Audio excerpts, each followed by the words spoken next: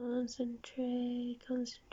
The more you think of concentrating, the less you'll concentrate. No, seriously, concentrate. Oh, I must remember to email that lecturer before I forget. Oh, coffee. I don't have any coffee left. But, oh, no, what have I also got? I'm not reaching for that. I'm not getting out of bed. It's too warm in here.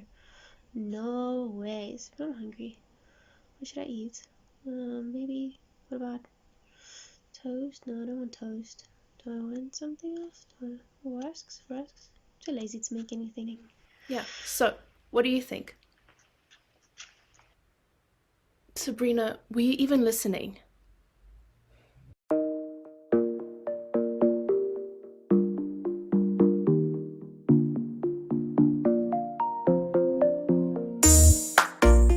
Do you ever struggle to listen or pay attention? We're all guilty of failing to listen sometimes, and I'm guessing we all know the feeling of not being heard too. Maybe you've been listening to someone tell you a story or make a point, but suddenly you've realized you haven't heard a thing that they've said in the last few minutes. Or you were telling a story or making a point, but suddenly realized, hey, no one's listening to me. We all want to be heard, right? We want to know our voices matter, that people care what we have to say, and that someone is listening. That's always true, but I think it's especially true during the difficult moments, when we're feeling frustrated, afraid, confused, or anxious. It means a lot to know that we have someone to talk to, and that someone is listening.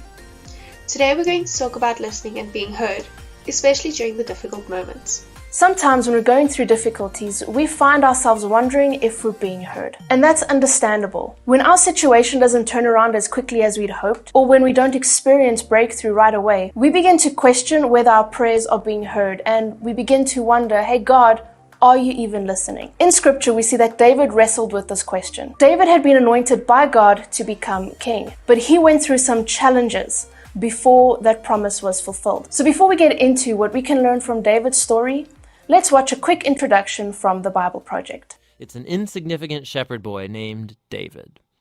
He's the least likely candidate to be king, but the famous story of David and Goliath shows that God's choice of David is not based on his family status, but simply on his radical and humble trust in the God of Israel. And so this story embodies all of the themes of Hannah's poem. Proud Saul and Goliath are brought low, while humble David is exalted. From here, we watch Saul slowly descend into madness, while David rises to power. So David starts working for Saul as a general, and he's winning all of the battles, and he's also winning all of the fame. And so Saul gets jealous, and he starts chasing David around, hunting him, trying to kill him. David's done nothing wrong, and so David simply runs and waits in the wilderness. And here we see David's true character. He has multiple opportunities to kill Saul, but he doesn't. He simply trusts that despite Saul's evil, God will raise up a king for his people. What's interesting, too, is that many of the poems of David that you find in the book of Psalms are linked to this very period of his life, and they all express the same attitude of trust. The whole story found in the book of 1 Samuel can seem dramatic and long, but God did remain faithful throughout every challenge that David faced. After King Saul died, David was made king. So his path to the throne wasn't what he had hoped it would be. But here's the amazing thing. After 15 years of waiting, David never stopped talking to God. He talked to God when he was lonely, when he was surrounded by enemies, when he was discouraged, when he was angry and despondent. And David becoming king isn't where his story ended.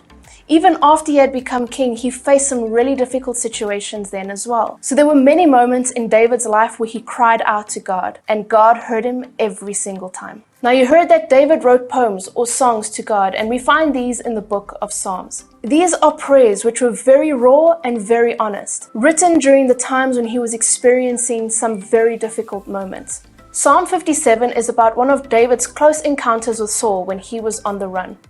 Verses 1 to 5 says, "Have mercy on me, my God, have mercy on me. For in you I take refuge.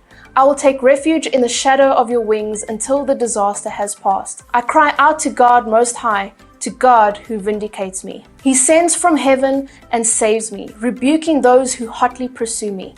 God sends forth his love and his faithfulness. I am in the midst of lions. I am forced to dwell among ravenous beasts, men whose teeth are spears and arrows, whose tongues are sharp swords. Be exalted, O God, above the heavens. Let your glory be over all the earth. When David was being hunted and eventually cornered by Saul and his men, it made sense that David was terrified. I mean, his life was being threatened. So why did David choose to cry out in one of his darkest moments? Well, that's probably because he knew that God was listening. God heard David's cries when he was in a pit of despair. And God hears our cries when we are in a pit of anxiety, of fear, of discouragement or doubt. Despite everything that David had experienced, he was certain that God heard his prayers. In another psalm, we see David's response to that fact, that over and over again, God heard his cries. Psalm 116 verse 1 to 6 says, I love the Lord, for he heard my voice. He heard my cry for mercy. Because he turned his ear to me, I will call on him as long as I live. The cords of death entangled me.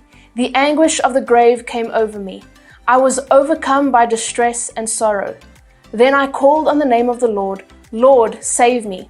The Lord is gracious and righteous. Our God is full of compassion. The Lord protects the unwary.